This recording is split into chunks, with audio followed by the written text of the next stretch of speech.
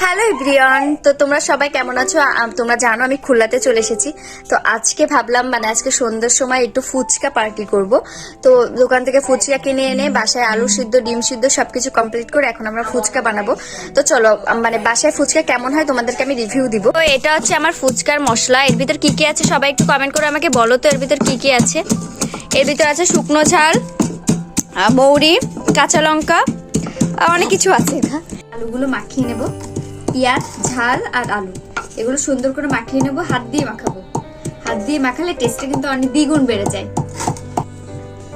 তো মাখাটা কমপ্লিট। এটা হচ্ছে গিয়ে আলু পেঁয়াজ, তোমরা তো দেখেছো একটু আগে কি কি দিয়ে মাখিয়েছি। তো মাখাটা কেমন হয়েছে অবশ্যই কমেন্ট করে জানাবে। আর এখন ফুচকা বানানো হচ্ছে, তোমাদেরকে আমি দেখাবো একটা ফুচকা বানিয়ে তোমাদেরকে।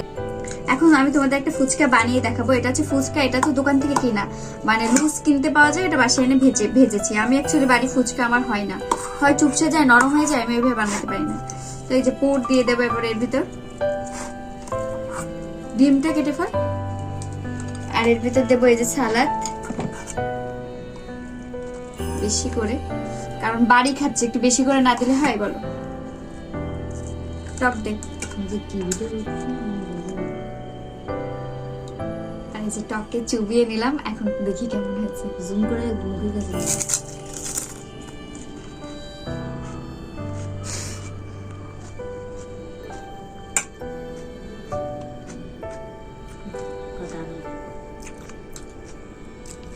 দারুন।